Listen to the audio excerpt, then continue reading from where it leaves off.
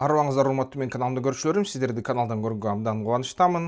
Ормуз кысыгында кайра атуулар болуп кетти. АКШ Иранга атты, Иран Сингапурдук кемеге атты. Андан кийин АКШнын атуусунан кийин кайра АКШнын өнөктөштөрүнө, өлкөлөрүнө сокту да. Эмне болуп кетти? Карасак, ошол Кулжа айынын 25-inde, бир жумага жетпей, 2026 жылы 5 күн, 6 күн мурда болуп калабы, ошондо 5 күн мурда. Ирандын ислам революциячыл сакчылар корпусу, жолсо КСИР, бир жактуу сокку берүүчү дрон менен Сингапурга, ошол Сингапурдун желеги менен кетип бараткан Ever Lovely деген кемеге сокку кылды. Ал сокку кемесине кол салды. Аны колдонуп жаткан жана иштетип жаткан компания Evergreen. Бир кездерде алар ошол Бап-эль Мандеб кысыгынан өтүп баратып, Суэц каналынан анын бир танкери ошентип кыйгачтан токтоп калып, 2 жумага, 3 жумага дүйнөлүк логистиканы токтотуп салдылар да. Ошол эле Evergreen компаниянын ошол танкери болот, контейнеровозу.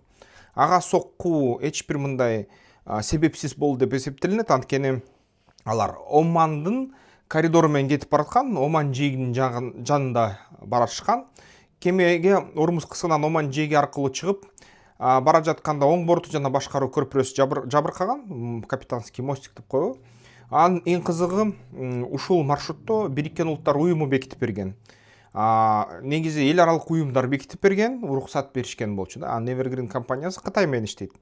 Бирок Сингапурдун желеги болгондуктан ошо анын америкалыктагы ушундай өнөктөштөрү бар да. Анын экипаж аман калды. 21 адам бири да жабыр тарткан эмес. Курмандыктар жана экологиялык зыян катталган эмес бул жерден. Кеме багытын уланткан. Бул жөнүндө Fox News, Jerusalem Post, Centcom, Al Jazeera, ошол ТРТ жазып атышат да. Анан Иран Перс ошол мунай булуңу аркылуу өтүп бараткан ушундай кемени соккондон кийин, албетте, бул көп суроолор жаратты. Эмнеге ушуну кылды деп. Англия жана Бириккен Улуттар уюму сунуштаган маршрут болчу бул нерсе. Кол салуу жарашуудан кийинки деңиз каттамын жандандыруу үчүн сунушталган. Жаныңы маршрутта болгон, анан расмий Ирандын өкмөтү, мындай бийликтери буга негизи макул болгон да. Анан Иран мындай маршруттарды бирок кайра тааныбайбыз деп чыкты. Ал аркылуу өткөн кемелерди эреже бузгандар деп эсептей баштады соккудан кийин. Буга чейин мындай тынчтык келишимге кол коюшкан, макулдашкан 60 күн ошол эч кандай от ачылбайт, сокку болбойт деп макулдашышкан болчу да. Сокку жооп кайра сокку болуп кетти ошол жерден. Негизи ошол Иран соккусу 25-Кулжада болуп жатса, КСИР дрону Ever Lovely'ни тийсе, Трамп баягы 17-Кулжадагы коюлган меморандумдун акылсыз бузуусу деп атап чыкты, өзүнүн Truth Social'дан жазып чыкты. 25-27-июнда АКШ жооп берди. Centcom айтты, Ирандын ракета, дрон кампаларына, курал топтолгон жайларына акыттык дейт, жээктеги объектилерге. Сири Кэшм аба соккуларды жасады. Анан 27-Кулжада экинчи кемеге соккулду. Панама желегиндеги Кику танкери катар мунай ташып бараткан. Ал деген сокку жеди. АКШ Иранга 10 максатка кайра сокку урду Ирандын ичине.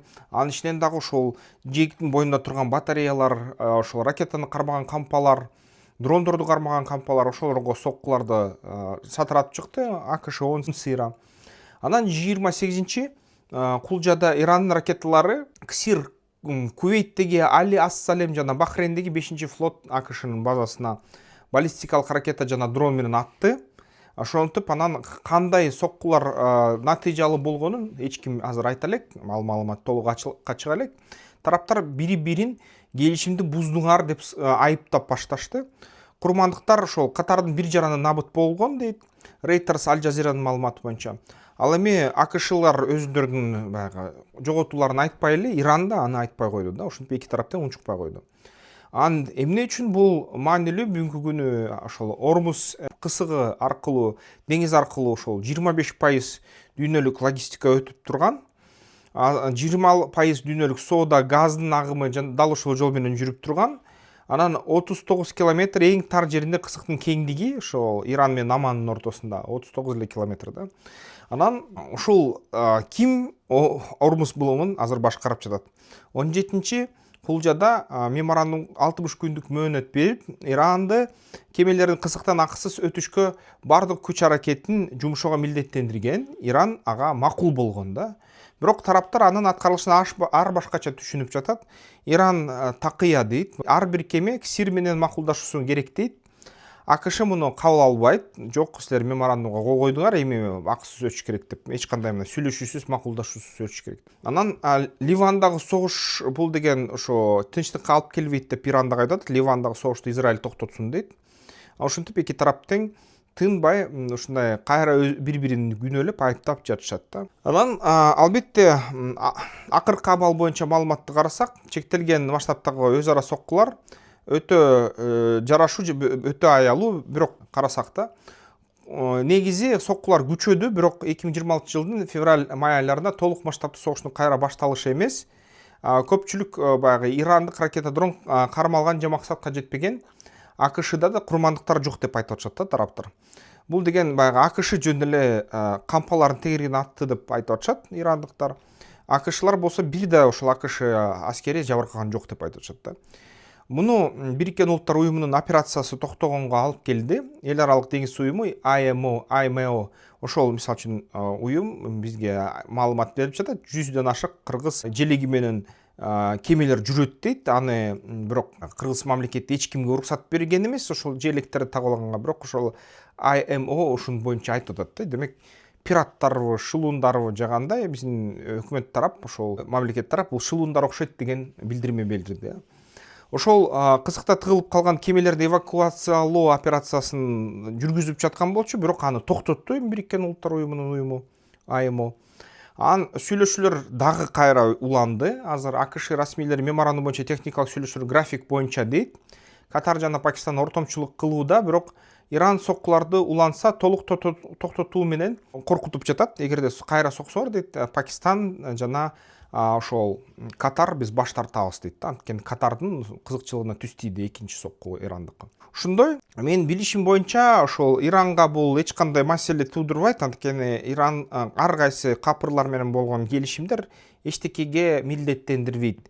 Бул убактылуу эле эс алуу деп эсептешет да. Ошол шииттик билимде ушундай да, такыя деген түшүнүк бар. Корутундуу жана булактарды карасак, окуя классикалык сокку жоп кайра сокку болду. Циклына айланды. Өзөгүндө Ормуз кысыгын ким көзөмөлдөп жатат деген талаш тартыш аягына чыккан жок. Жарашуу размий түрдө бузула элек, согуш башталып кеткен жок. Сүйлөшүүлөр уланууда. Бирок бул деген нерсе жөн эле чачтын учунда да, эгерде бирдемке болуп кетсе дагы кайра согуш башталып кетчү, анткени эки тарап тең аябай көп куралды дайындап жатышат. Айтчу эле, эгерде тамга мылтык илип койсоң дейт, жылына бир жолу атат дейт ошол. Та ошондой эле булар аябай көп курал топтоп атышат, даярданып атышат. Булар кайра согушат окшойт, бирок азырынча согушкан жок да. Анан баарын текшерип чыктык. Булактарды албетте массалык маалыматтык ушундай согуш болуп кеткен жокпу деп. Центком билдирүүлөрү расмий болду. Reuters, Al Jazeera, NRP, CBS News, Fox News, Jerusalem Post, Gulf News дейт, Washington Times, кошумча дагы ТРТ авасты көрдүк. Азербайжандын жаңылыктарын AP News'ту көрдүк. Анан бул жерде баары тастыкталган да, мындай. Бул Al Jazeera дагы муну тастыктап жатат, Wall Street Journal жана башка да.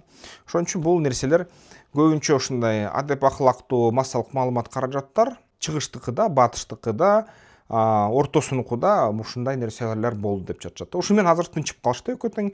Бирок Трамп аябай жини келип атат.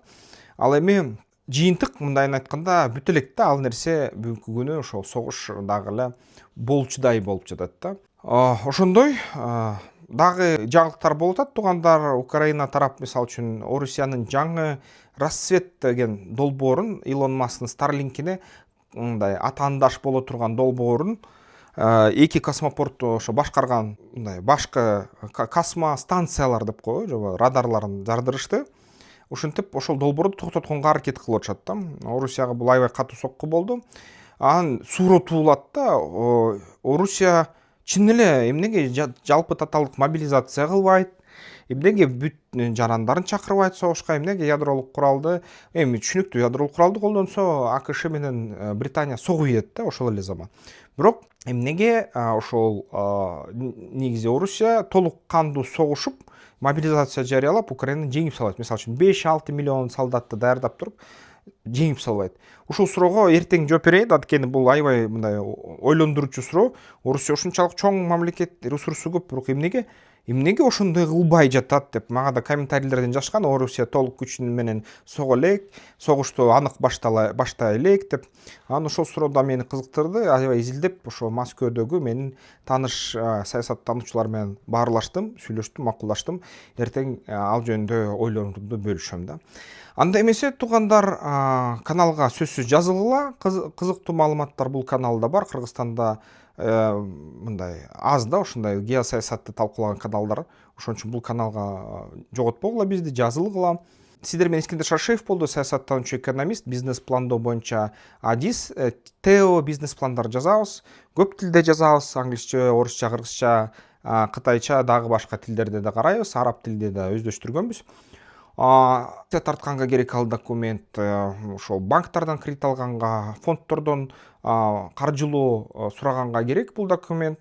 Ошон үчүн кайдан ошо акчаны алганга ошо бизнес план жаздырам десеңер, видеонун астында WhatsApp номер бар, ошого жазгыла, байланышкыла.